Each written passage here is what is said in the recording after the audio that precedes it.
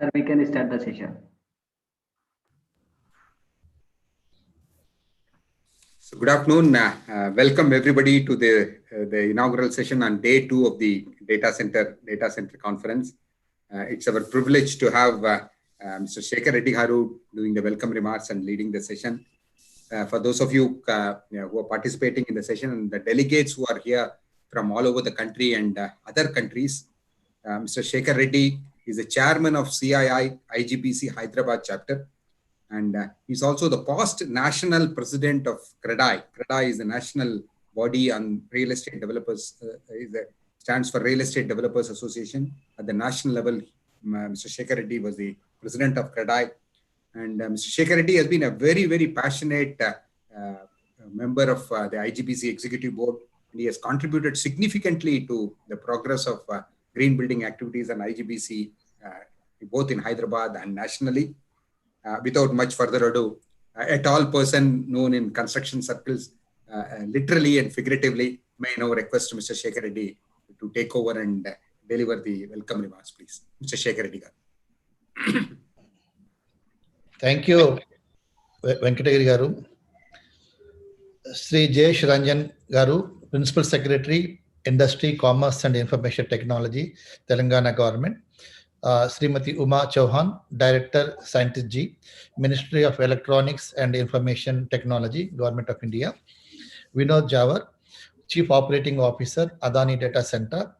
Jeremy Planet, Segment and Specification Development Manager from the Socomec Group. In fact, he is joining from the France.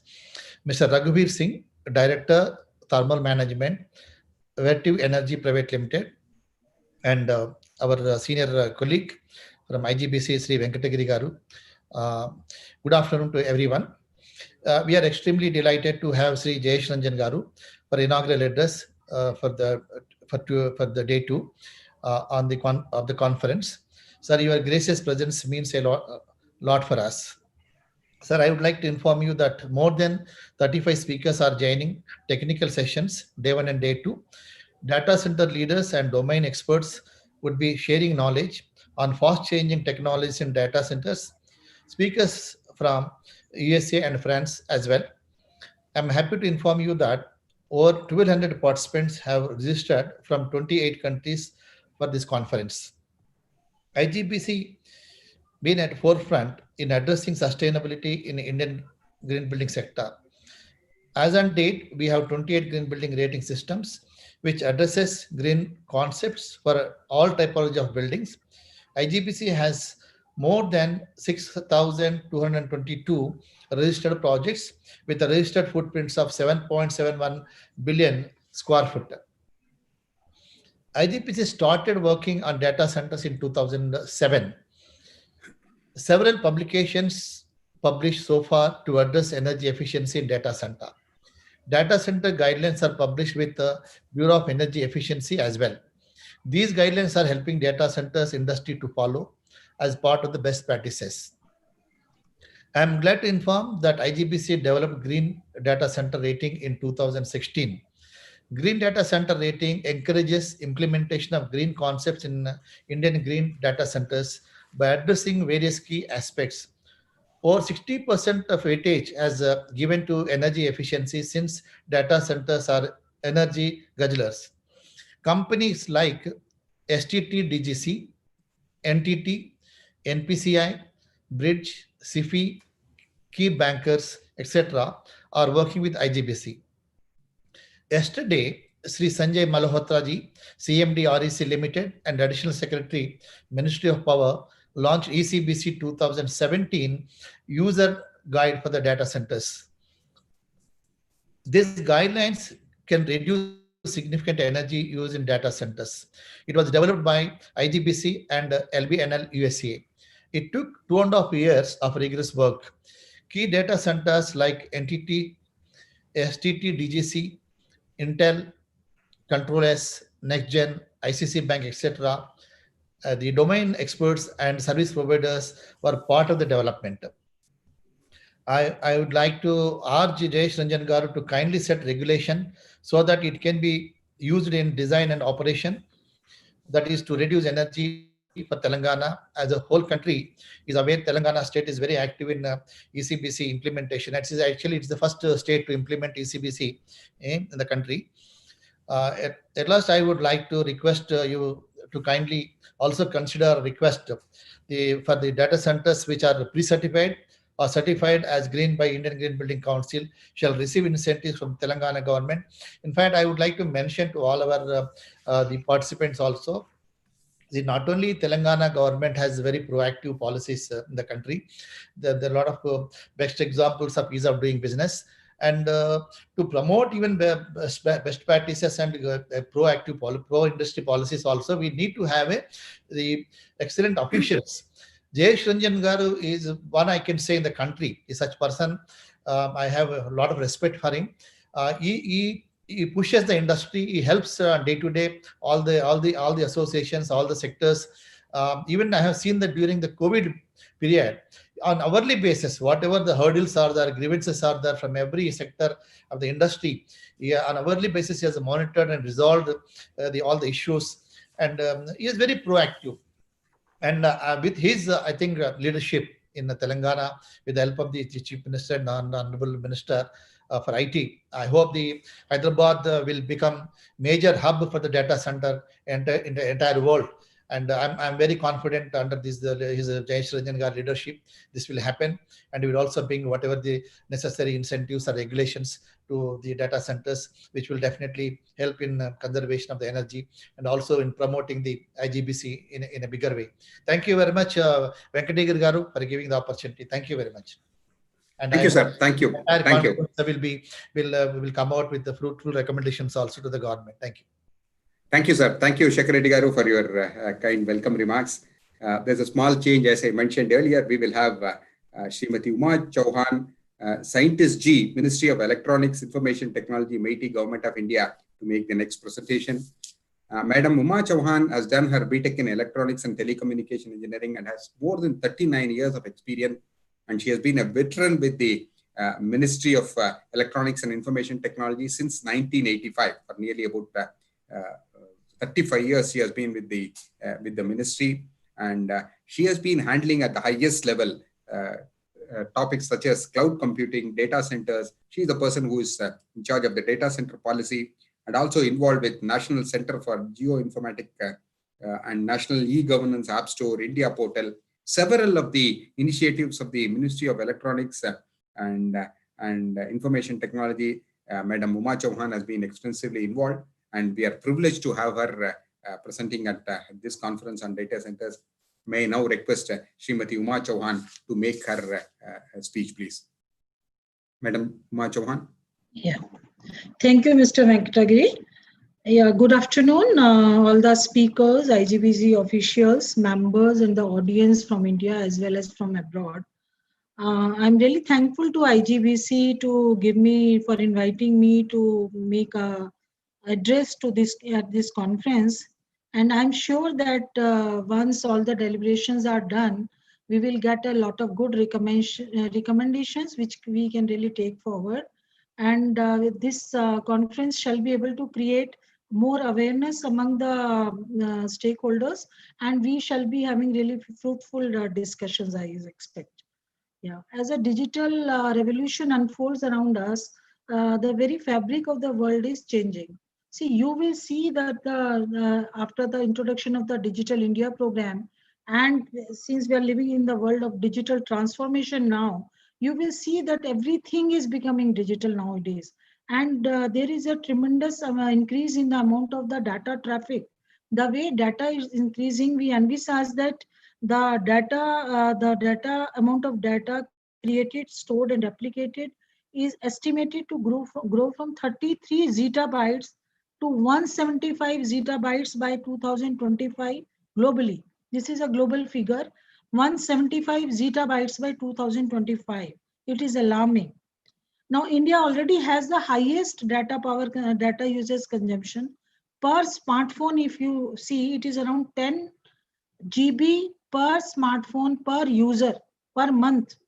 So you can see the way the data usage is increasingly day by day. And soon the amount of the data centers which is there in India is going to grow multifold. See, like presently we have around 375 megawatt of data centers in India. We expect that by 2025 it will grow to around 1300 megawatts. So the way, the push is being given to the data center industry, as you may be aware that recently we have announced a data center policy also. So we see that the data centers, the capacity of the data centers in terms of megawatt and space is going to grow many folds. Maybe it will cross, 1500 megawatt or so in the coming 5 to 6 years. So now when, as far as the role of the IGBC is concerned, I have come to know a lot many things about IGBC once, I got an invitation for this talk. Earlier, I was knowing that, okay, such an organization exists. And your one, booklet published with Bureau of Energy Efficiency, that is already very popular. And I've been using that for a long time. And since I'm from MIT and have been the person responsible for setting up of state data centers, and cloud computing, I have been using that guide quite a lot. And but what I could not find is that when we set the standards for data center industry, so why couldn't we mandate such things, or why didn't like see IGBC or your other bodies like from USA also LBNN is there? You could have taken it forward so that we could really mandate it. It remains sometimes things remain just recommendations. I think if things are really done in a usable manner and if they're really good, they should be taken forward so that they are mandated. Maybe at least for data centers for to be used by the government, some of the guidelines we could have mandated. Maybe we can still do it. And later on, I have seen that you have come out with a new guideline again, once again, which is very good. But I have to go through in detail about that. And then you're rating the green data center rating. That also I find the 5 parameters based on which you rate the data centers, that I think it was announced in 2016 with the objective to address energy efficiency, water efficiency, renewable energy integration, e-waste management, etc. So the 5 to 6 parameters, based on which you give this green rating, it is really very useful. But I'm not sure that how many data center players, take this green rating from you. How many of them, if you have a, record of this, that how many data center players in India have got this IGBC rating, that will be very useful for us. Because we should know the landscape of our data center industry, that how many of them are really going toward adoption of the, new technologies like green rating and all. So this sometimes helps us, some of the users, they are asking for this as a, mark standard, but it's not very popular. So I think it is IGBC's responsibility to, take it forward. And maybe when we make the standards for the data center industry, which we have already published as a mission, I think it should be some of the, some of the things like rating and maybe many other things recommended in the B booklet and your other booklet published. We should be going through that in detail. We should discuss with you, and then let us see what we can include in the our guidelines, which we are going to publish post publishing the data center policy. Now, in the last few years, if you see, the government of India, driven by its Digital India initiative, has done a lot of many things, like now AI initiative. We have an emerging technologies division here in MIT.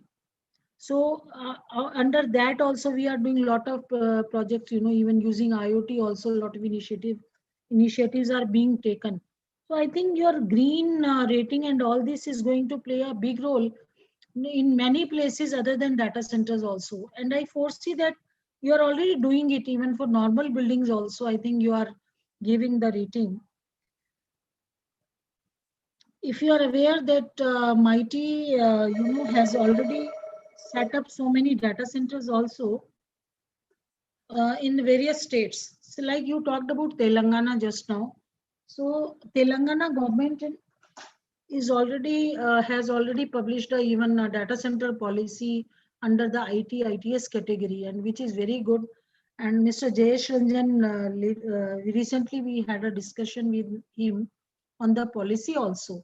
We find that they have, tried their best to give the benefits, incentives for this industry, as well as the clearances part, the ease of doing business, like giving a single window clearance portal and all that.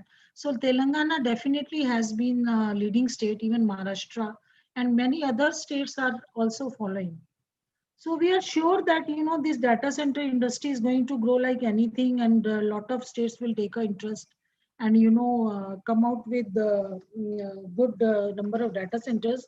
But as far as the green energy, uses of green energy, and the efforts towards reducing the power consumptions out of this data center is done. The efforts, we all have to put the efforts together.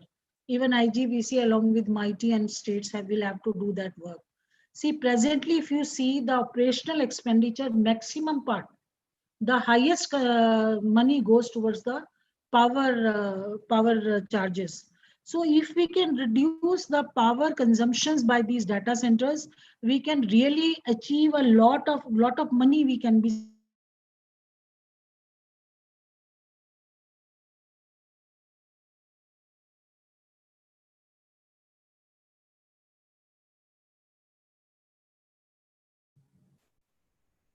And definitely we should see that Madam, we have lost you.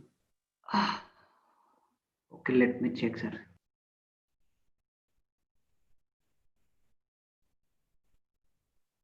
to bring it to a lower levels, like maybe around 1.4, 1.3, so that we can really achieve efficiencies and lot of power we can save.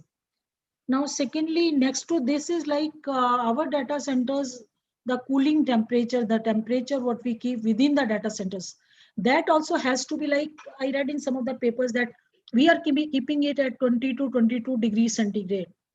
But abroad in some of the countries, we say that they maintain it on ambient temperatures like 25, 24, 25 degrees. So if we can do some POCs, or some of the data center players can try this, as a proof of concept, that can we also reduce, like we should try reducing it by 1 degree first. Then can we, because even if you are able to reduce the temperature by one degree, you can save a lot of power. So incrementally, you have to keep on reducing this, and then you see that at where do we stop? So what is that temperature in which we are able to take the maximum performance side by side, securing our data center infrastructure?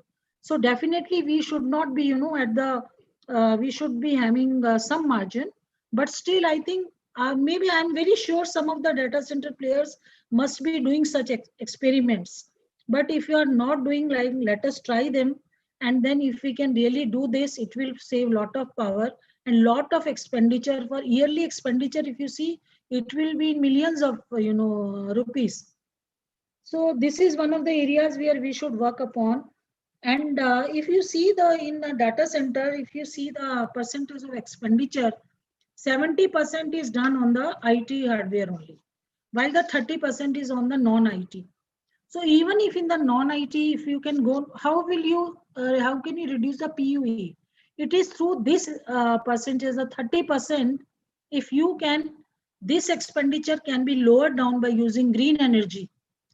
So we can win over this. So like if we use non-conventional energy sources for this part also, the non-IT, and definitely see, because these are critical facilities and you have to run it 24/7 basis. So these have to be done on experimental basis first, and then we should put it in implementation. So we should definitely see if we can, how we can, maybe a day will come when the prime source of energy in data centers, maybe it is a green, not the normal utility which we use nowadays. So that day should also come, but I don't think it is very near. but we have to keep working, making our efforts towards that. Now, as far as our policy is concerned, we have also given in the data center policy, you must see that there are a lot of, points which we have written for enabling a favorable ecosystem for the operations of the data centers regarding power. So availability of uninterrupted, clean and cost-effective electricity for data centers remains as one of the most important considerations for the data center sector. So the provisioning quality power is also again very important.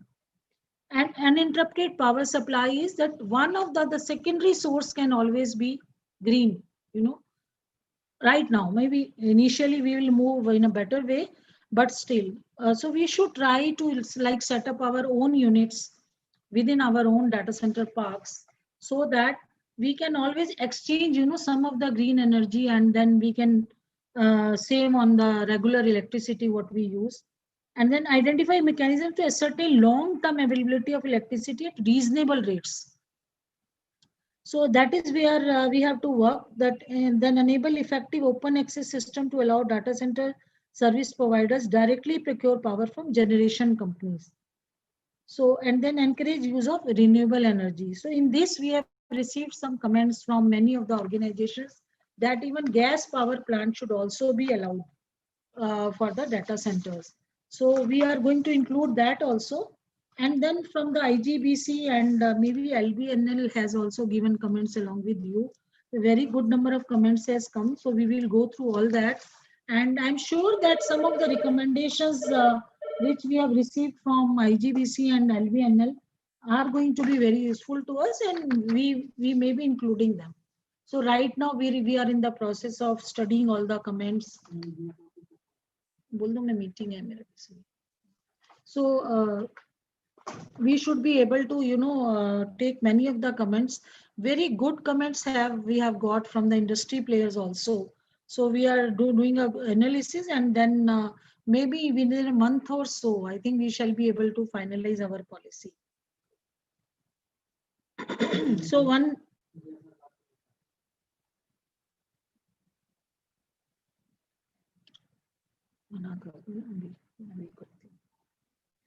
So I request all the data center players to follow the guidelines, published by CII on user guide for implementing IGBC 2017 in data centers. You should go through this and you should see whether you can really use some of these, or maybe all are useful. Actually, I will also go through all these guidelines, but I think IGBC should really, create awareness about these guidelines. Whenever you publish some good paper or whenever you publish a good guideline, I think you should create awareness. Like MITI, we never receive such mails or copies of this. Even if on email you can send, we will definitely go through. So I think that you have done a good amount of work, but it is not getting, to the right people. It should go, and so that they can make good use of it. So, and from several consultation interaction, another key item related to energy efficiency is that 1 degree change in temperature can lead to 2.5 to 3% of energy saving in data center. See, if 1% of temperature making it down can lead to 3% savings in data centers, then reducing it by 3 to 4 degrees, how much energy you can save, which I've already talked about. And I'm sure that joint efforts of the industry, our data center industry is also very active and taking a lot of interest in, good comments they have given. I think they have gone through the policy in detail, and we foresee that we will get good cooperation from the data center industry, from IGBC and all other such organizations which are working in this sector. And jointly we can really push India in becoming a global data center hub. Now, on that note, I think I wish Data Center Summit 2020 a grand success, and I'm sure that a new chapter will be scripted in the annals of National Green Data Center movement after this conference is over. Thank you. Thank you, ma'am. Thank you for your kind address. We will look forward to working closely with you in taking this forward in terms of policy recommendations and other activities. As Mr. Shekhar Reddy Garu said, we are privileged to have Mr. J.S. Ranjan, IAS, Principal Secretary, Industries and Commerce and Information Technology, Telangana Government, present here with us today and delivering the special address and speaking about some of the state policy matters for data centers. Sir, this is a conference where we have participants from about 26 countries. Nearly about 800 people are participating in this conference on data center, jointly being organized by CII and Lawrence Berkeley National Laboratory, USA. For the information of all the delegates, Mr. J.S. Ranjan is the Principal Secretary, Industries and Commerce and Information Technology, Telangana Government. He belongs to the prestigious Indian Administrative Service and belongs to the 1992 batch and working in the state of Telangana. He's also the All India topper of his IAS batch of 1992. Mr. J.S. Ranjan, prior to his working as the Secretary of Industry and Commerce, was in charge of industrial promotion sector as Commissioner and MD of the Industries Department, was a Secretary in the Tourism Promotion Department and Vice Chairman of Hyderabad Urban Development Authority. Mr. J.S. Ranjan has been a very clear thinker and a quick implementer and a commendable bureaucrat. We are privileged to have you, sir. And Mr. J.S. Ranjan also has been a very close friend of CII. Without much further ado, may I now request Mr. J.S. Ranjan to deliver his special address, please. Mr. J.S. Ranjan. Yes. Thank you very much, Mr. Venkatgiri. Greetings to fellow panelists, Mr. Shekhar Reddy Garu, Srimati Uma Chauhanji, Mr. Vinod Javur. Greetings to all the attendees, all the participants. First of all, let me congratulate CII, IGBC and LBNL for organizing this discussion. I wish this discussion had happened 5 years earlier when the data center policy of Telangana was prepared. So 5 years back, when I go back into time and look at under what circumstances Telangana became the first state in the country to set up a separate. I think we were not the first. Andhra Pradesh had a policy by then. We were the second state in the country to come out with the policy. But if you had seen the data center landscape at that time, there were very, very limited data center players. India was not considered to be a good location for data centers. In fact, Singapore, Dubai, elsewhere, they were becoming the main hubs in this region for supporting data centers. So when we developed the policy in 2015 to encourage data centers there, the first goal was that at least make India attractive. I mean, let companies look at India, and within India, let companies look at Telangana, look at Hyderabad, and therefore, by and large, give them lots of flexibility. I mean, encourage them to do their data centers in the way they want to do. Don't put too many conditions, too many roadblocks. But now in hindsight, I really feel that someone should have guided us at that point in time also, that data centers, if they have to be sustainable, if they have to be resilient, then the green principles must be introduced right from the beginning. And after 5 years, our policy has started giving very, very encouraging results. I'm sure some of you know about it. Just about 3 weeks ago, we signed up a major data center project for Hyderabad.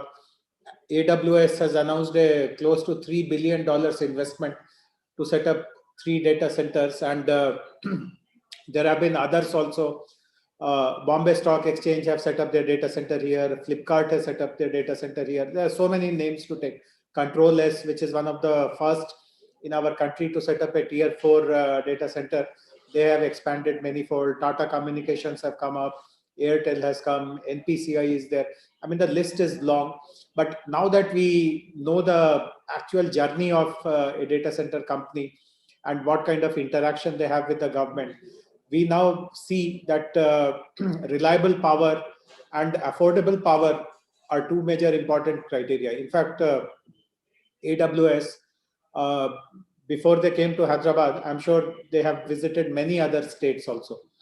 But when they saw the opportunities, the value proposition that we are able to offer in Hyderabad, then they kind of decided to go with us. And a few other hyperscale data centers also, edge data centers also, we are in a very close state to complete and finalize their projects also in Telangana.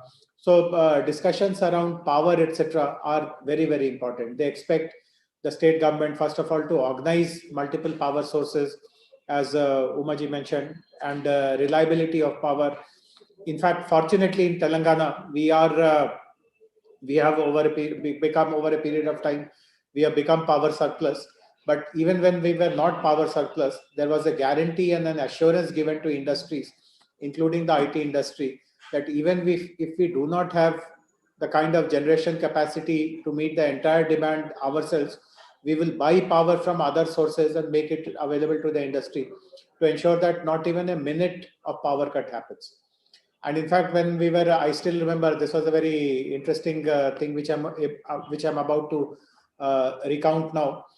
When we were having discussions with AWS, they were asking about the reliability of power supply. They wanted to have data on how many power outages happen in the state from different transformers and so on and so forth. And I told them that I can give it to you in writing also, that at any point in time, if you ever have to switch on your DG set, you can penalize the state government.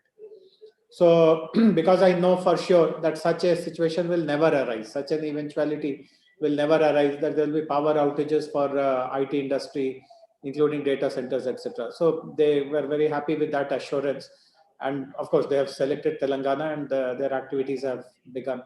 But the importance of having green power, Umaji mentioned a number of things, that can you allow gas-based power to become available to them? Can you ensure that renewables are dedicated to cater to the requirements of data center?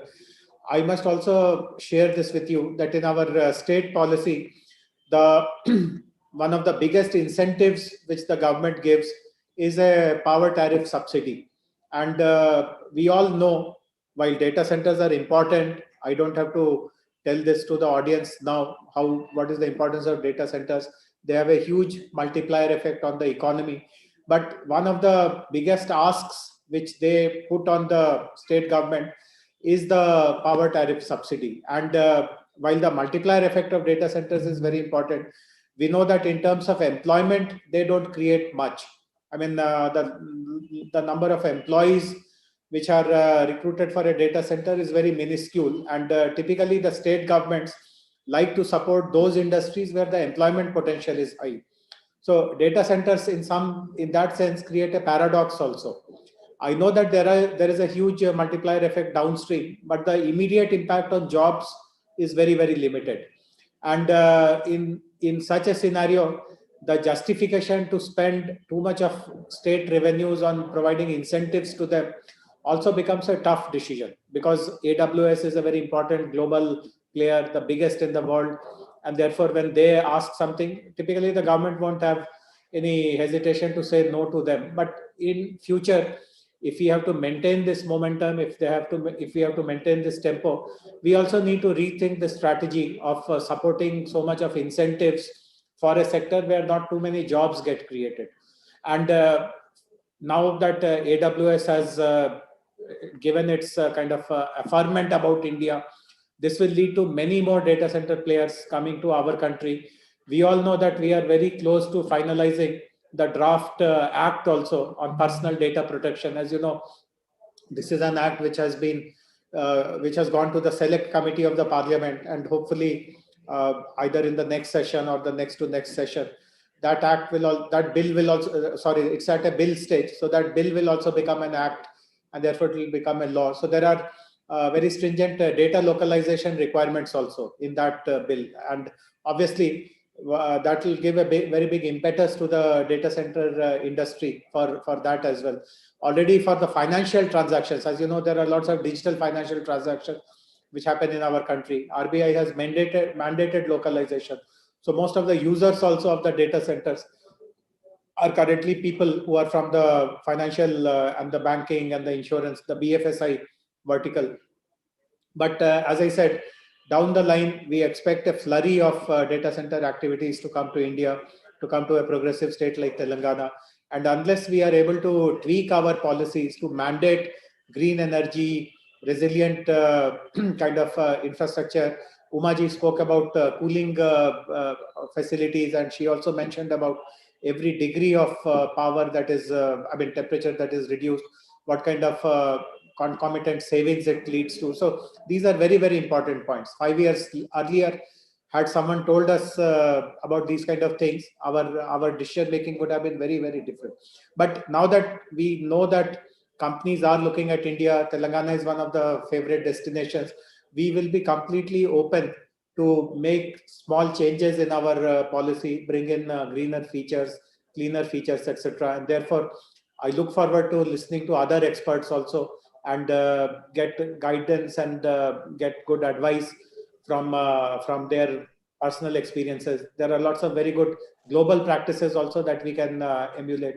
So once again, as I said, I look forward to listening to the remaining panelists, and my good wishes to GBC, IGBC and LBNL for organizing this wonderful seminar.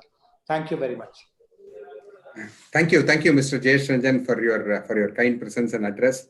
We look forward to working very closely with you in terms of further facilitating energy efficiency and improvement of environmental performance of the data centers. We will come back to you, sir, shortly with our further recommendations. Thank you very much. Thank you very much once again for your kind presence today. Now we go to the next technical speaker, Mr. Vinod Jawar. Mr. Vinod Jawar is the Chief Operating Officer of Adani Data Center. He's a senior technical professional with more than 30 years of experience in managing operations and infrastructure projects across different sectors like telecom, data centers, and other process industries. He is presently with the Adani Data Center business as the capacity of a chief operating officer, extensive experience and an industry veteran. We look forward to listening from Mr. Vinod Jawar. May I now request Mr. Vinod Jawar to make his speech, please. Mr. Vinod Jawar. Thank you. Thank you very much, Venkatagiri. And it was a very interesting last 20 minutes of listening to the other speakers, especially Madam Uma and Mr. Jayesh. I think they brought in very, very interesting points. And that shows that the whole industry is getting a focus from a 360-degree angle perspective. So it's very nice to know that someone from the government is also looking at it seriously. There are policies which are being driven out, and that's something which is aligned to the needs of the data center. So we're very happy, and I would like to personally congratulate all this initiative being driven by the state and the central government on that. So having said that, and thanks to CIA, IGBC team, especially Shivraj and Mr. Berry for pushing me and be an active participant in such kind of forums. I think this opens up to a cross-pollinating of knowledge, understanding different viewpoints. It was very interesting to look at Mr. Jay's viewpoint on subsidy versus employment. It's a very interesting take on that also. So that's something which we get used to when we attend such kind of seminars and discussions on that. So let me jump into something which is very particular to what I've been told to do, and I've been given 15-20 minutes of slot on that. I've been told the role of sustainability in data centers. So as usual, as like in any corporate, we believe in putting some PPTs rather than talking much on that. So let me try to put some PPT in place here.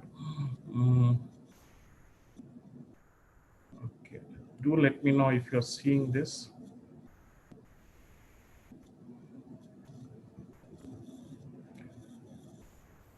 Yes, please. We are able to see your presentation. If you can put it on full screen, Bill. Yeah. Okay. Thank you. This is the topic which we have been told to do a little bit of knowledge and. Jawar, it is on notes. You can put it on full screen, then it will be. How do you put it on full screen? Let me see. Please go to display setting at the top. Just right to this. Yeah. Yeah, please duplicate slide. Okay, sure. Sorry. Okay. So the topic of discussion is about role of sustainability at data center. So before we jump into role, a little bit about why the need of sustainability in data center. Okay, a little bit of statistics, because I think statistics brings the flavor to the discussion. It raises the ears, because when you see numbers and big numbers, then the attention becomes high. So this is something Madam Uma also had talked about. 175 zettabytes of data is expected to be processed by 2025. So this is a very good statistics to look at it, very good to feel good factors of it. And obviously we all feel that we are all part of a big growth of data economy and all. But the underbelly of such data center growth and data consumptions is something which is also equally alarming for us to look at it. So here we are trying to put something on the chart here. So we are expecting data center power consumption to go up almost by 15 times. So then it will consume close to 8% of the global demand globally. So it's not a small number. It's something which is a significant number. Along with that, the devices which we are looking at, internet devices, and also the carbon footprint impact is going to go from about 3.5% close to about 14%. That is about 4 to 5 times the present consumption level. So again, a big alarming number. Water, obviously in India, we are very keen and we are practically experienced the water shortage and the impact of shortage of water has on the day-to-day life on that. Besides, the construction also is going to go significantly higher, right from 8.2 million square feet, which is presently built for data centers, expected to double in about 4-5 years' time of that.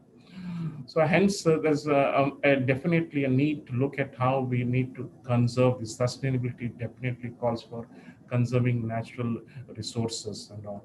So that's how we would like to look at why the data center needs to look seriously at sustainability. Some of the numbers which I would like to present to the forum here. So how do we go about addressing sustainability for data centers? Some thoughts on that. See, there's a lot of, yesterday also I was part of some of the discussion happened while we are looking at sustainability from one specific angle portion of it, most of us are there, that is to look at environment.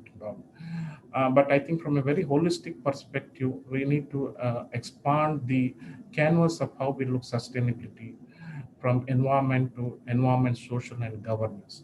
ESG is what is the buzzword nowadays being used in most of the corporate. And it makes sense to look at it from a wider angle because it has got direct and indirect impact of sustainability on all the 3 chapters which we're looking at it. So from the environment perspective, definitely we need to see how the power consumption can come down. We had various topics and discussions about how we could do PUE reductions, how we must do waste management. And we obviously India is a very favorable locations and position for renewable energy, how we can increase the mix of renewable energy. This is something which we are all focused on. We are all drawing our all minds together, and we have got IGBC bring out some norms, the policies by respective state agency and central agency are also driving this forward on that. But equally important to look at is the social responsibility of the sustainability. One of the key areas which we firmly believe in the group here, and I'm sure a lot of others, I heard Sumit Mukherjee speaking yesterday in STT also, they also have got a lot of focus on ESG kind of framework. I think that is something which we all needs to do as the next step of doing. Health and safety at the site, ensuring that the safety standards, labor standards, labor employees, skill setting, upgrading of the human resources, they're all part of the whole ecosystem of sustainability. Obviously, all of this doesn't work without a proper governance structure on that. So we need to have a governance structure, and that's where the framework of ESG talks about on that. How do we go about doing this? Obviously, the planning stage. This is where the whole thing has happened. Yesterday I was listening to a few of our colleagues and industry veterans of how they're driving the PUV down. It's a very, very good initiative driven by most of them on PU. But having said that, PUE is a main factor is related to a proper engineering and a little bit of implementation and a little bit of operation. So we feel that PUE's number is a matter of catching up for the rest of the people. As technology is widely available, it becomes standard, and when the environment condition and the load conditions are more or less safe, PUE advantage, what is some of them are having, may not be the same case as the industry itself matures on that. In this way, maybe new players like Adani probably have got an advantage because they're going to leap forward in terms of adopting technologies here. And they will not be having something called as a legacy data center. Maybe 10 years down the line, we may call today's data center as legacy, but they are in a position to leap forward at least a couple of decades ahead and get something which is far more efficient than that. So what we also like to emphasize here and say that while we are looking inwards about managing sustainability and all, the need of the hour is to look at outward also. Which are the vendors are you tying up? Do they have a strong sustainability policies? Are they someone who can actually equally be committed to you as they are committed to themselves on that? So something which we would like to again increase the canvas of how we like to look at sustainability. And obviously regulation compliance is something which is extremely important for us. And every day the government and the agencies are waking up to the need of the regulation proper on that.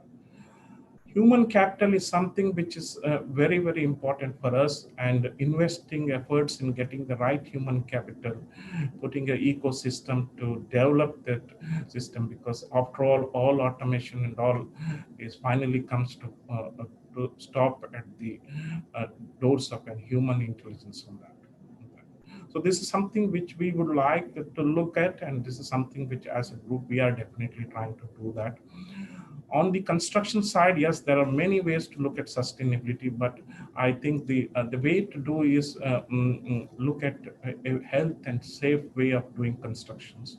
A lot of things which is not put in the slide here, but the way forward of construction, I feel, and something which we firmly believe, that in situ construction for data center is going to be something of the past. We will have prefabricated most of the component of the data center fabricated somewhere else, and they are shifted in ready to use condition, ready to plug in condition.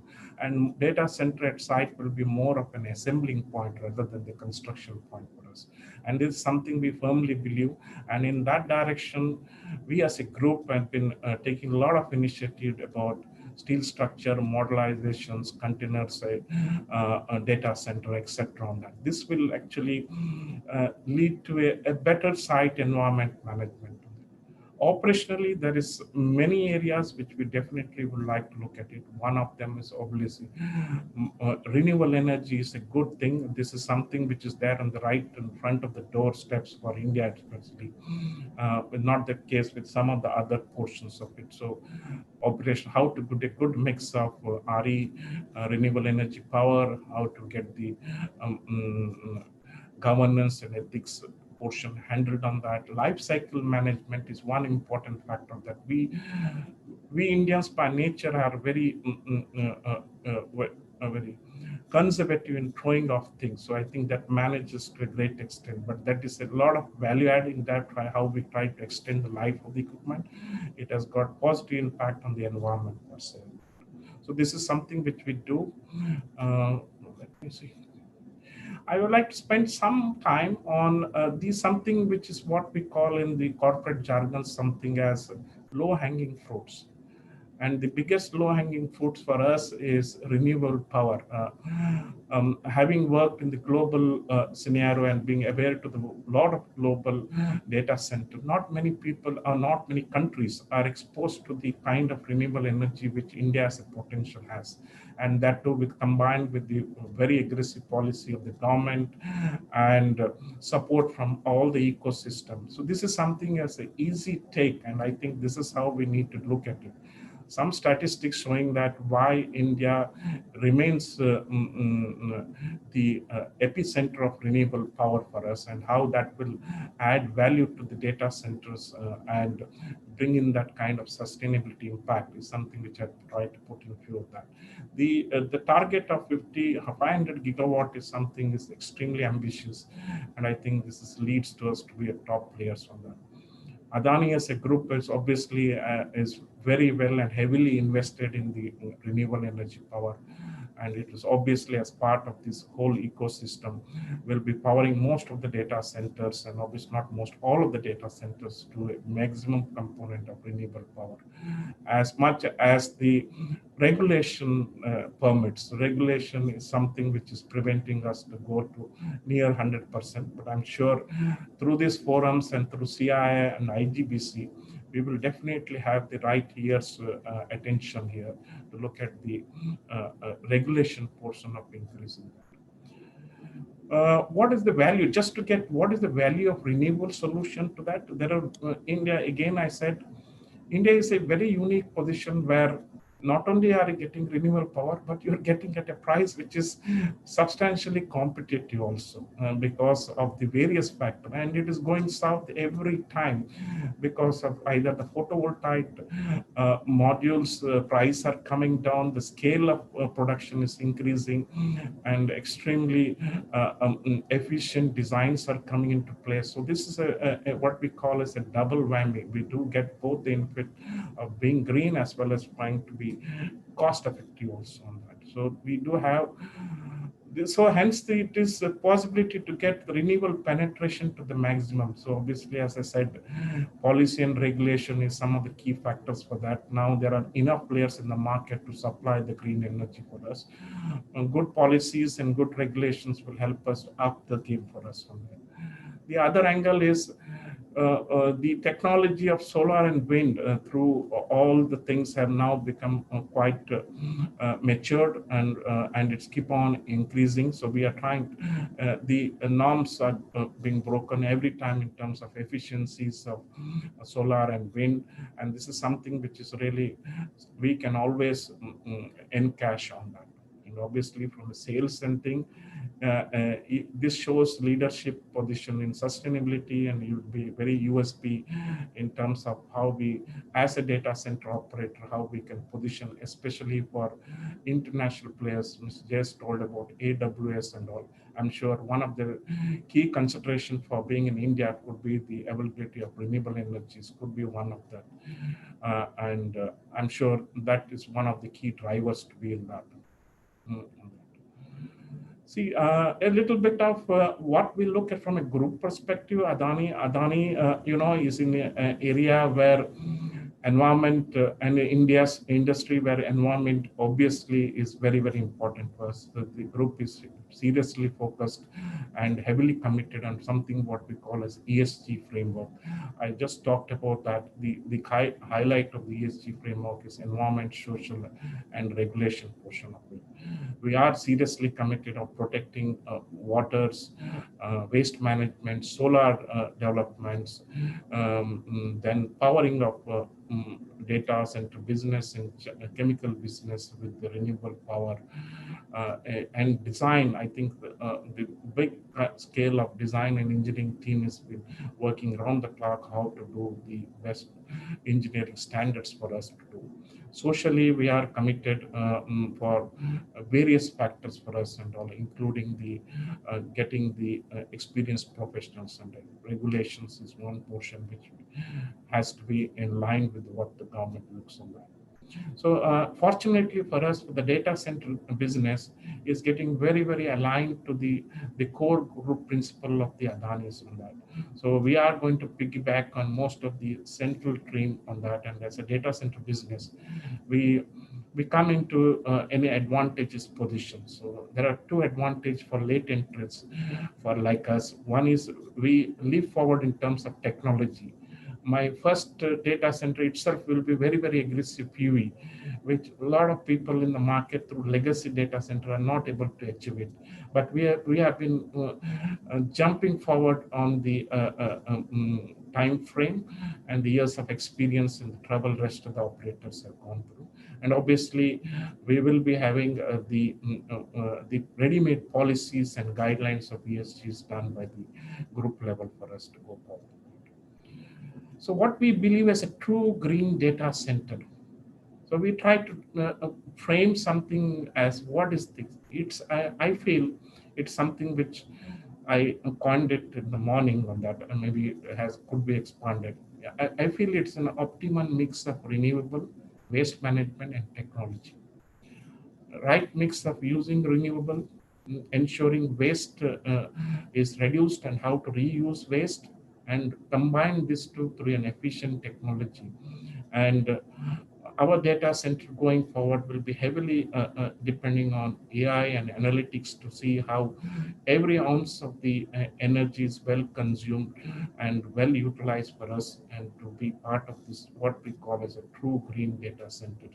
And another area which our chairman is committed, we are focusing a lot on hydrogen, green hydrogen, and is one of the emerging technologies. There are talk about gas-based and utilization, but green hydrogen is something which is something we feel in about a decade time would be a norm, something like what solar is doing to the Indian industry. Green hydrogen is what we can do. So we are putting a lot of efforts and commitment to do that. See, again, I can't end my speech without giving a little bit of my grievances on that. I'm sure the right audience will listen and all.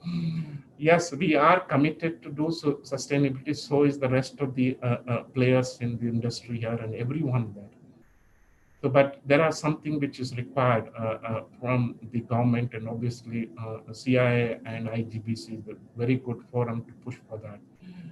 The penetration of renewable energies is greatly restricted by the restrictions on the open access and banking policies, which unfortunately is now part of the state government policies, and based on health of the utility grid, this keeps changing on that. But this is something which is we feel, and it's going in a positive way. And not to complain too much, it's going, and we're seeing very, very positive response. Mr. Jayesh told about the Telangana, and we always look forward for Telangana and Andhra, earlier elsewhere Andhra, to be the front runner in all these policies. And as expected, they would probably be the leaders in getting the best out of it. We look forward for them to come up with something more progressive one, which can be emulated by the rest of the states on that. But important point which we would like is not probably for this audience, but probably for the bigger audience in the last portion of that.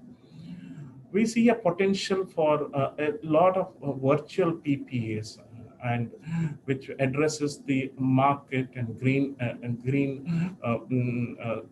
points, what we could like to say, beyond the Indian shores, to where the potential for renewable energy is very, very limited on that. So that's more from a central government, RBI, and rest of the regulation, but something to be kept in mind on that. We also feel that there's a lot of water and untreated water is wasted. So there must be some incentives from the government to how to push it back to the some of the end users like data center, and they don't mind using the technology to convert, to make it usable. But at least the thought of trying to push this instead of letting it go on a drain and flooding the system everywhere on that. And the point on basement on the approvals, this is what Mr. Berry also talked about in the first session. is the cycle of approvals needs to be really pushed forward on that. We call for, it's called in single window, but when we go to a window, we see multiple window behind that also. So something which we would like the right authority to note, because the turnaround time to build a data center is one of the highest in India, and most of them, half of the time is spent in getting the approvals, and a lot of people in the system to agree to what you feel as the right proposal for you. Okay, so with that, I end my brief talk with what our chairman firmly believes, and I think we are seeing it very reflecting on that. As a group, we build better India, and core of our business model will still remain sustainability. So thank you, thanks to the audience, thanks to the opportunities which has been given. It was a pleasure speaking to all of you. Thank you very much. Thank you, Mr. Vinod Jawar. Brilliant. You articulated right from the opportunities down to the areas where further improvement is required, either in the form of technology or in the form of policy. Thank you. I'm sure when we go to the end of the conference, when we make the list of recommendations, we will take into consideration all that which you mentioned. Thank you very much. Now we go to the next presentation. As I said earlier, there have been participants from all over the world. I stand corrected in terms of the number of participants and the number of countries. There are 1,215 delegates who have registered and participating from 28 countries, not 26 as I mentioned before. So we have another international speaker next speaking to us. We have had the privilege of Mr. Jeremy Planet, Segment and Specification Development Manager of Socomec Group, France, addressing us.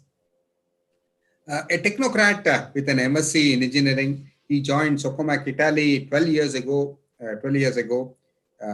and he has been part of the specification and segment development team with specific focus on the data center and the healthcare markets.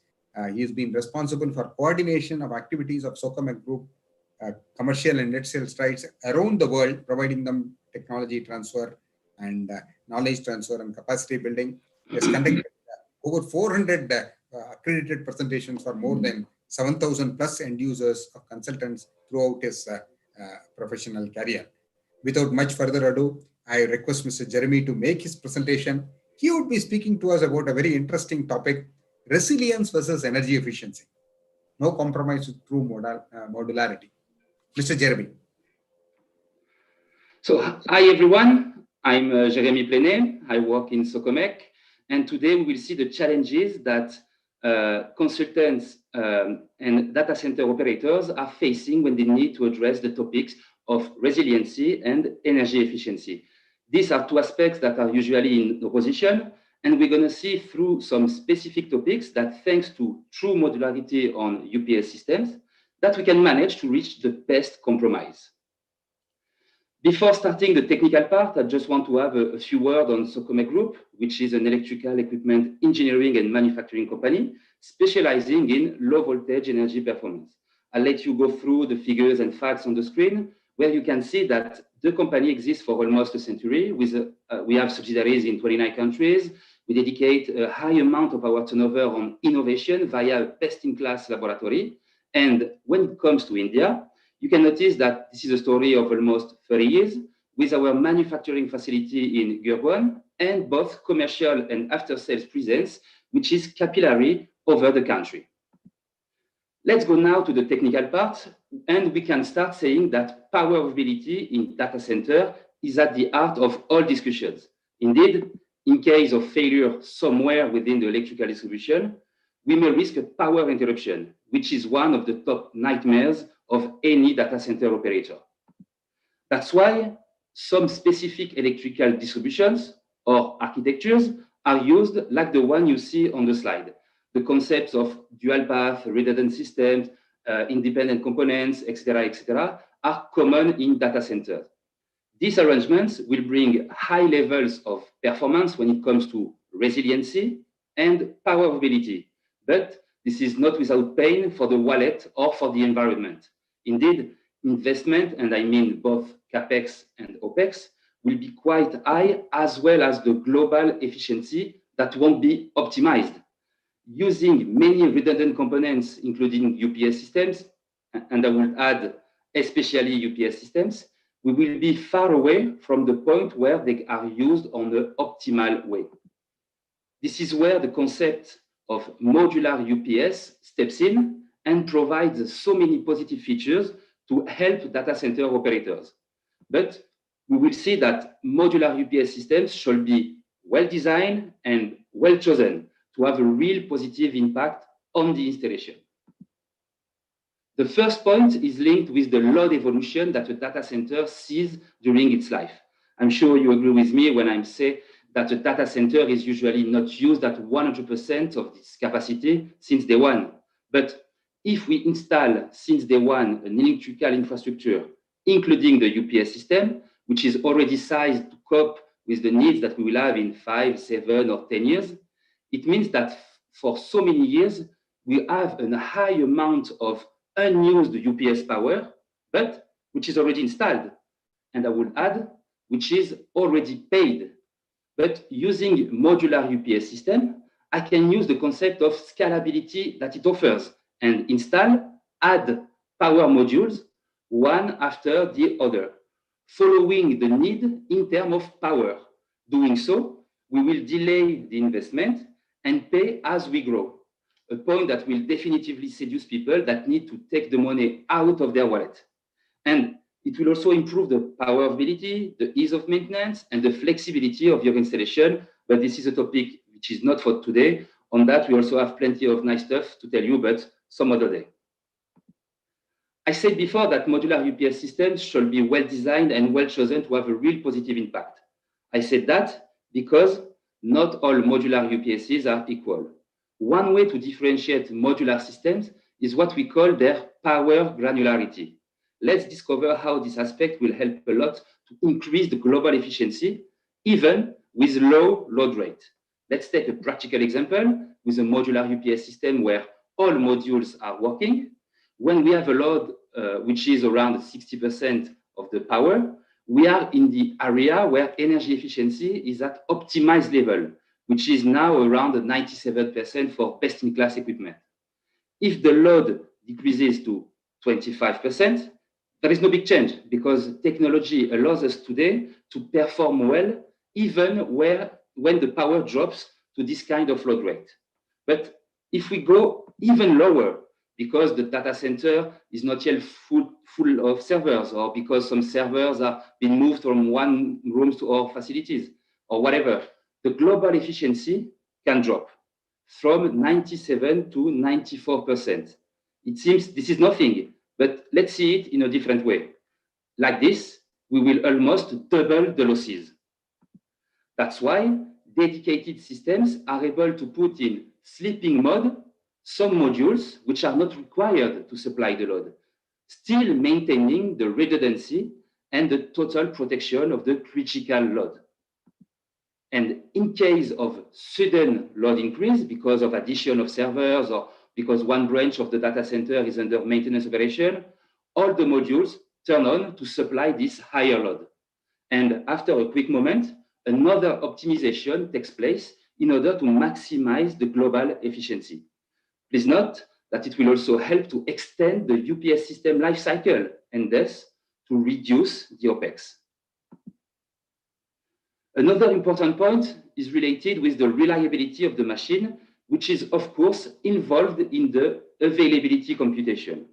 We have just seen that we need to have a good granularity of power modules in order to optimize the global efficiency. But the more granular we are, the more power modules or components we use. And the more components we use, the higher the risk is to have a failure somewhere in the UPS system. When we speak about reliability, we need to use MTBF and failure rate values, which are correlated. Having a module MTBF of 300,000 hours, which is, by the way, a value given by high-quality systems, and if we apply our calculations of failure rate over a system made by 24 modules, as you can see on the slide, it means that after 15 years lifespan, we will meet 11 failures. This is purely mathematical. Be careful. It doesn't mean that we will create 11 load interruption, as we are discussing about redundant systems, and we still have the possibility to work on the static bypass, which is present on the UPS. But it means that I will need to replace and buy new modules. So my cost at the system end of life will increase a lot. But as said before, I need to have a good granularity of modules to adapt my power for the real conditions. That's why modular systems need to guarantee higher MTBF values for the power modules, at least 1 million hours. Which with such a value, we will reduce a lot the quantity of failures over these 15 years down to only 3. Like that, the extra cost will be reduced. And so the TCO, the total cost of ownership, will be minimized. In Socomec, we have worked a lot with some experts in order to reach such values. And we have even performed some tests in the labs of third-party bodies in order to testify that the value of 1 million hours for MTBF is real for our modular UPS system. On the screen, you can see one example of a certification of a report made by a third-party bodies, where you can see that it testifies that we can reach 1 million hours for MTBF, which is a sign, a translation of the robustness, of the resiliency of the system. Last technical point of this presentation, how can we be sure that the changes that we will perform on the installation won't be a nightmare for the infrastructure management? Indeed, when we add a module in the system which is working for several months or years, we have to face the compatibility topic. How can we be sure that both settings and firmware are compatible to work with the rest of the community? With a smart system, when we add the module into the system, it shall not create any perturbation to the load. To do so, it has to execute self-setting based on the other module settings. One first element is to check that we need to check is the control part, the brain of the system, where there is the firmware version. If the firmware has a different version, it has to be automatically aligned in order to be risk-free. By firmware alignment, I mean either upgrade or downgrade. Indeed, the new addition has to follow the rules of the group, as the other modules have worked for months or years, so they oblige the newcomer to adapt to their own rules, which means to the firmware which is currently present into the system. Once it is done, the auto test procedure can continue, and it will end with the addition of this new module that will work in parallel with the others. And the most important point in all of that, everything was done by the machine. So this is human risk-free. We ensure power upgrade, without any issue for the critical load, and it can be also managed by non-expert people in case of imminent risk. With all the knowledge we have on these topics, Socomec is present on the Indian data center market with plenty of nice references. We serve highly demanding applications with our solution that will combine an increased system resiliency on one side and energy consumption optimization on the other side. The reason why we know so well modular systems is because this is not new for Socomec. Indeed, Socomec started to design, to produce, and to operate modular UPS in 2001. We are speaking about a long-lasting experience on this field. And to emphasize it, I could also add that Socomec started with modular systems, for instance, for telecom rectifiers, at the beginning of the 90s. So today, Socomec has a wide range of modular UPS, starting with Moduli 6S for application up to 20 kVA with single phase output using power modules of 2.5 and 5 kilowatts.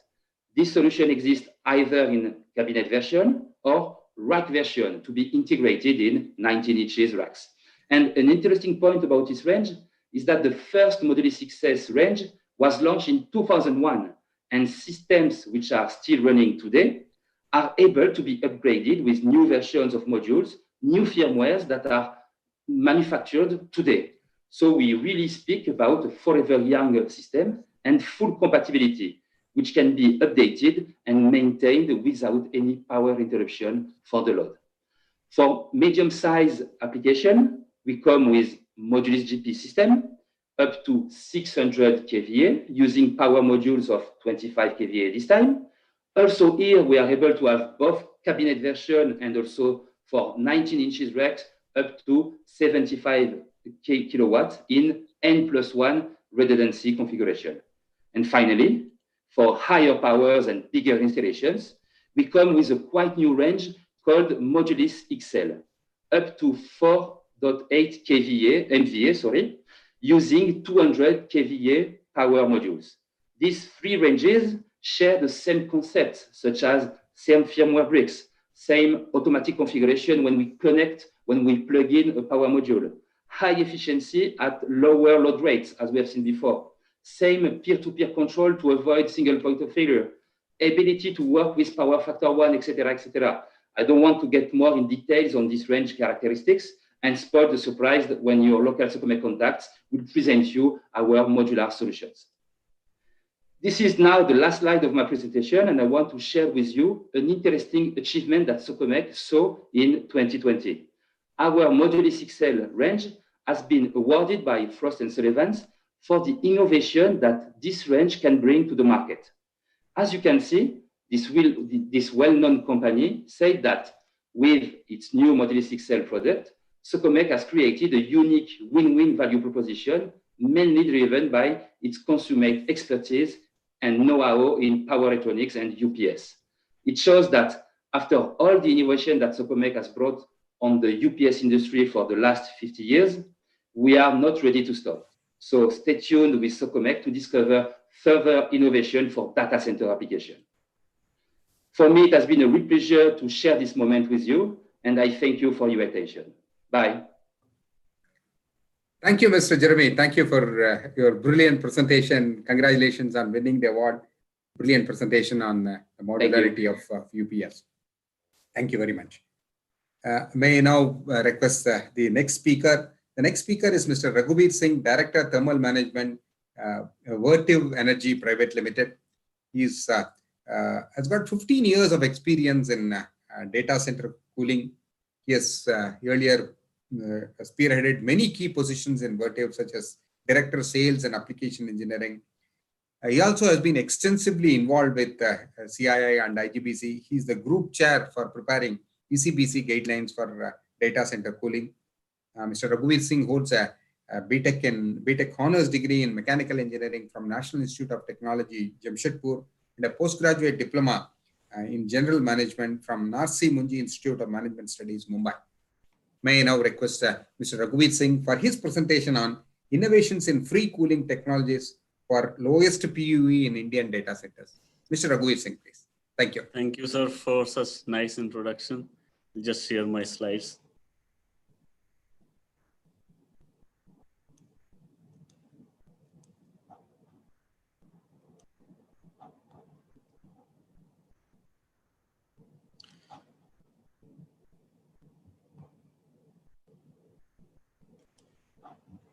Hope it's visible now.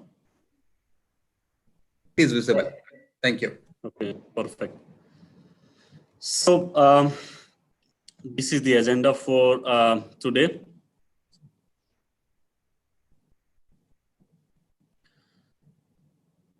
ASHRAE, this is the 2011 guidelines, but even the revised guidelines in 2016 also talks about the same 18 to 27 degrees centigrade cold aisle temperature.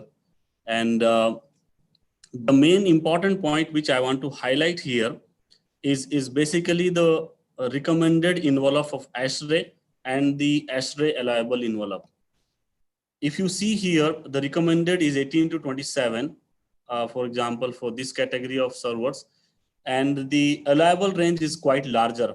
You can see here for, let's say for A1 class of servers, it is 15 to 32, and it is different for different class of servers.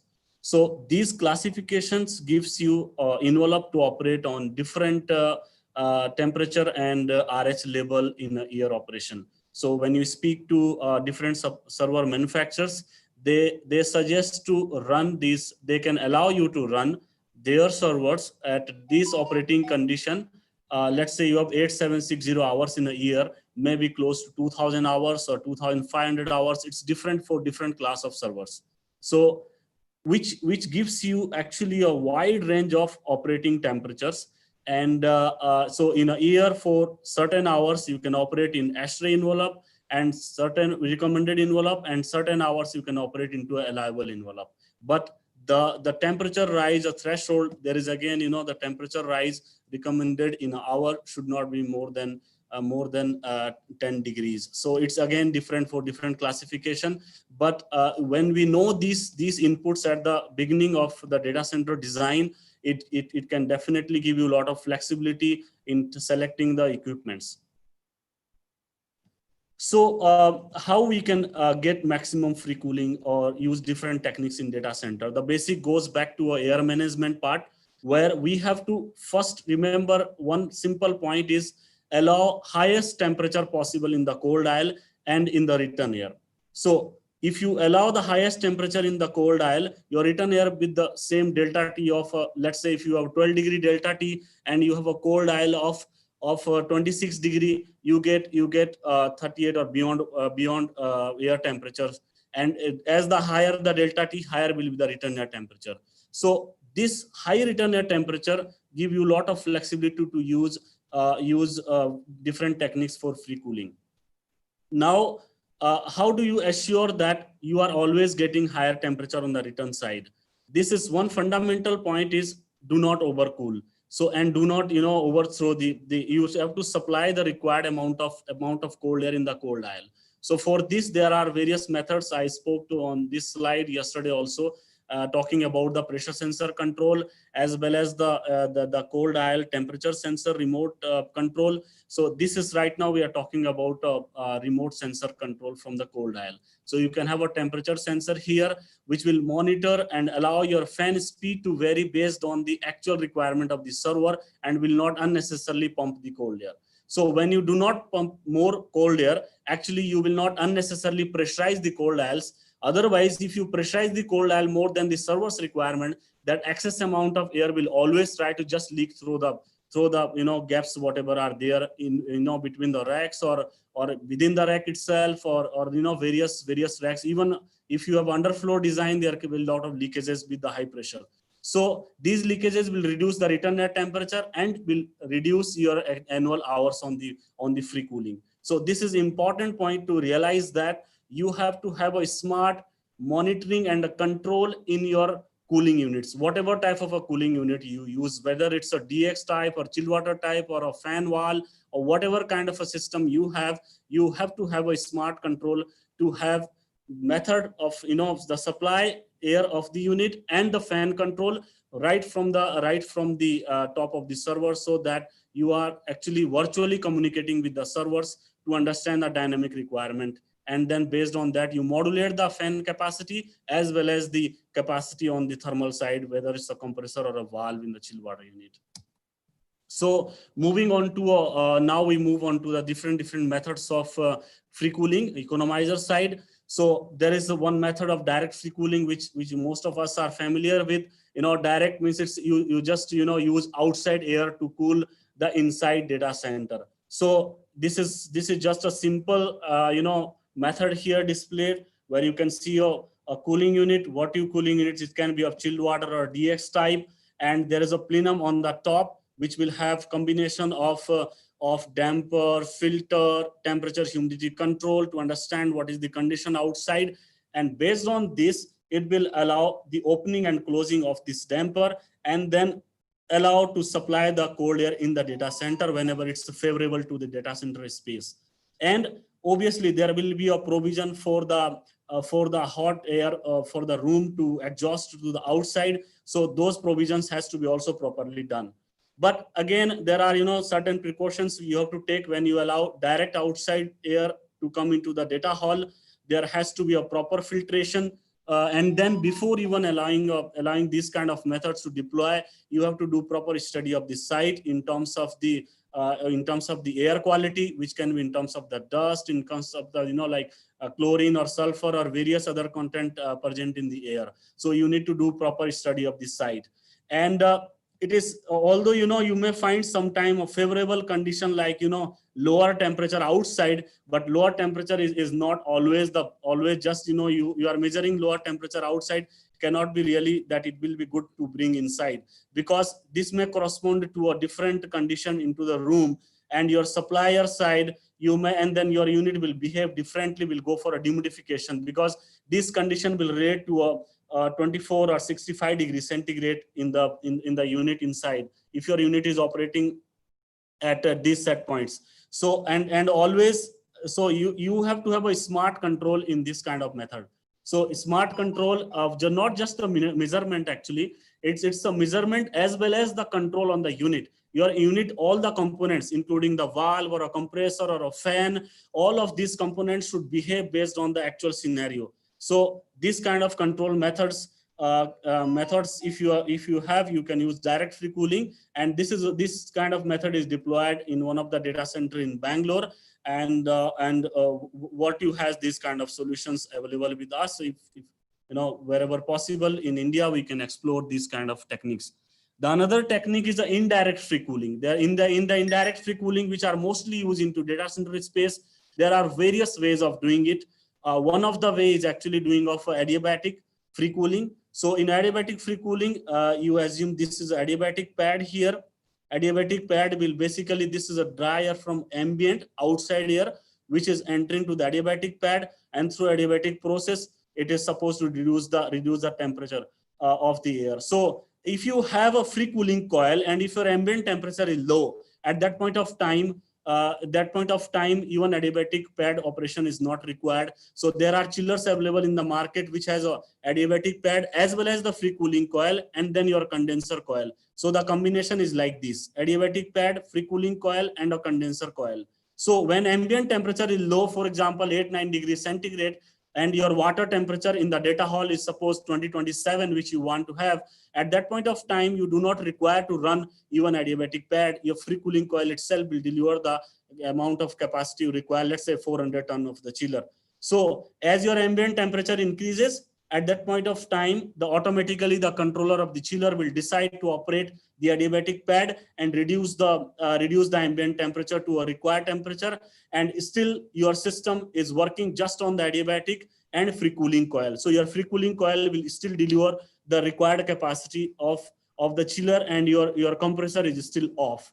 And this is how the adiabatic pad look like. So this is the ambient air, and then it is being cooled. As your temperature on the ambient keep going up, the scenario, the modes of the operation keep changing.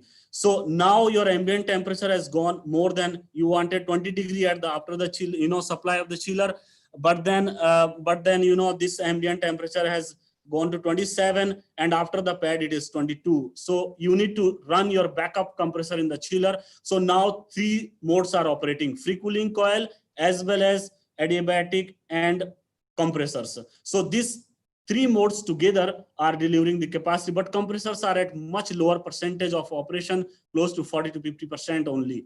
As your ambient temperature keep moving up, your free cooling capacity keep dropping. Now, if your chiller was operating at 20-27, as I said, these examples are for 20-27 of chiller inlet outlet. At that temperature, now this air temperature of after the pad has become 28. Which means now free cooling coil will be off, because it is more than the 27 degree, which is coming from the data hall. The air temperature on the free cooling coil is more than that. So it will heat, not cool. So at that point of time, the chiller decide to switch off not allow the water to move through the free cooling coil. It allow the DX operation and adiabatic to run. So these modes of operations are combined together in one system, which is called as an adiabatic free cooling chiller, where all the modes are combined together, and these are not separate mechanisms where you have a separate chiller, separate free cooling coil arrangement, separate adiabatic arrangement. All these things are in the one chiller, one controller operating all of this together to optimize the maximum savings in a system. And this is what the futuristic kind of environment where you can get maximum saving. And with this kind of a chiller, if you operate at 20-27, for example, in Delhi, you can target a PV of less than 1.35 in the data center, whole of the data center. And it can be even lower in Bangalore, and in Mumbai, it could be different depends on what is the indoor conditions and the water condition. But I can tell you the adiabatic free cooling can give you the best of the PV, especially in Bangalore, Hyderabad, Delhi, even in Mumbai also adiabatic is good, but free cooling coil is not giving good savings based on the analysis, whatever I have done. But on other places, I said Hyderabad, Bangalore, and Delhi, adiabatic free cooling together, combining all the modes together gives the lowest power consumption. And then these things can be combined with the indoor coil, having a single or dual coil. If you have a dual coil and favoring ambient outside, you can have one coil connected to a cooling tower, and then you can still get another saving from the cooling tower as well. And these kind of methods can be deployed in various locations wherever you have favoring wet bulb actually. And these chillers are quite smart to connect multiple chillers together, work as a team. If the load is less, allow less number of compressors to operate to improve the efficiency of the chiller plant. And adiabatic arrangement is different, not just a spray kind of adiabatic arrangement which can damage the coils. Here the adiabatic arrangement is quite different, which is built in part of the chiller. You can see here the pump set and the assembly sump and everything is part of the chiller itself. And this comes as a built-in kit from the factory for this kind of advanced chillers. So this was about, we talked about the direct free cooling, we talked about adiabatic free cooling. Now we move to the evaporative free cooling technique, the another way of indirect free cooling. So in this technique, you have 3 modes of operation. So when the ambient is quite low and dry to take, the benefit of the air, at that point of time, it just take the free cooling. So there is no even water consumption happening. There is no backup coil operating. So when the ambient temperature moves up, your evaporation starts. So there are nozzles provided in the evaporative free cooling unit, which is allowing the water to drop in the heat exchanger, which is actually a air-to-air heat exchanger. So there is no outside ambient air is not entering to the data hall. It's an indirect free cooling. And as the ambient temperature moves up, if the the evaporative free cooling is not sufficient to handle, it allows the DX or a chilled water backup to operate just for the backup. For the missing capacity to compensate your supplier temperature in the data hall. So this is how it looks like in a normal, when the ambient is favoring. So only the outside air is enough to cool the data hall air indirectly. So this is how it is cooled. The data hall air is entering from here. And when the ambient temperature is going up, so you can see on the nozzles on the top. So it is reducing the temperature of the ambient air, which is basically reducing it's a cross heat exchanger and reducing the return air temperature and delivering a required supply air temperature still. When the ambient temperature further goes up, then your backup coil is working to compensate the missing capacity. So in this case, you can have a DX coil built in part of the system, and it is just meeting your partial capacity to meet the required supply air. And you can also have a chilled water coil for a backup. And these kind of systems are quite efficient and can deliver much lower PV. In Bangalore, you can imagine a data center with this. If you have a supplier close to 25 degree, 26 degree in the cold aisle, you can imagine a data center with 1.25 data center PV. And in Delhi, you can aim at having close to less than 1.35 if your supplier is close to 25, 26 degree. And it also depends on what is the delta T on the air side, because more, lesser the delta T, you will pump more and more air and will reduce the efficiency of the crack and these kind of systems. So this is how it can be installed in the perimeter installment. When you have a multi-floor building, you can install at the perimeter and you can make a structure to allow these units to operate here. And if you have a single story building, sometimes there are customers who have only single story, they can put on the rooftop and then allow the cold air to come this way and then take it hot air this way. So you can, this is the arrangement. These are some of the facts about how efficient these units are. And this is also in globally, if you see in colo space, indirect free cooling is quite famous. There are installations with direct free cooling also, but indirect free cooling are quite famous in global large data center space, where evaporative free cooling or adiabatic free cooling type of chillers are quite famous, and the pumped refrigerant, which I will be talking in next slides. So it is not just about the control method and we achieve the best of the PUE. We have to also take care of the water consumption. So which mode of operation is good and how much water it consumes, what is the cost of water.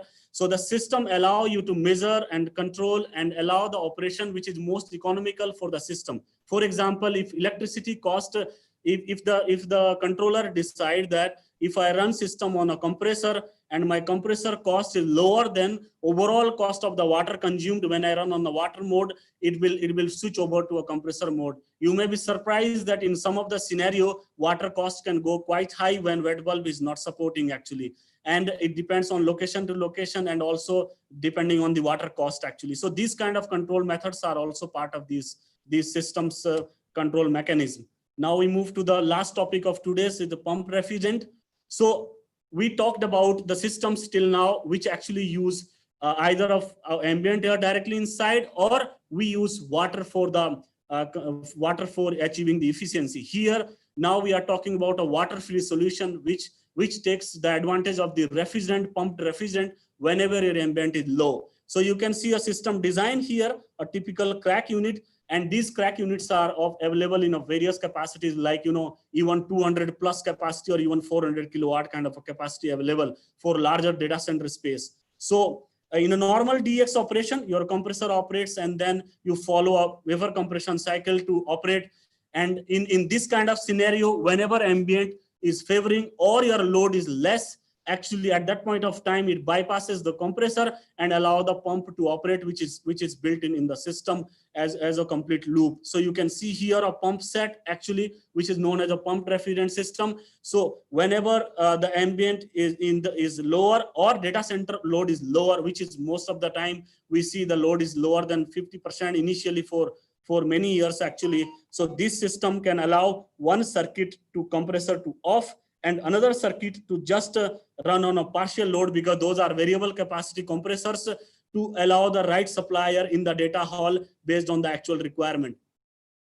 So the power consumption drastically dropped down. You can see example here, pumps taking only close to 0.6 kilowatt, although the one compressor is taking about 9 kilowatt of power. This is for a smaller unit. It will go quite high when it's a larger unit.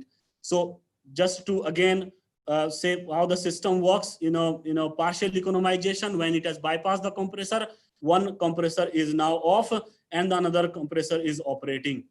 So the pump is now operating and your system is running on efficiency mode. And when your ambient is further lower, for example, at 8-9 degrees centigrade, both compressor will be completely off and your system will run just on the pumps and the fans. So you achieve lowest efficiency possible. These are some of the charts you can see here, how it is useful for Indian environment condition. So this is for the Mumbai at 70% of the data hall load, return air temperature is 38 degrees centigrade. You are 9% of the time, all compressors are off, and 33% of the time, your one compressor is off. I mean, the one circuit is off, another circuit is on the pump mode. And when your load is lower at 40%, you can see 75% of the time, all compressors are off, just working on the fans and the pumps. And 25% of the time it works on the partial. And this picture is for the Hyderabad. 75% of the time, the system is the both compressors are off, and 18% of the time, at 40% of the data hall load, it's operating on the partial load.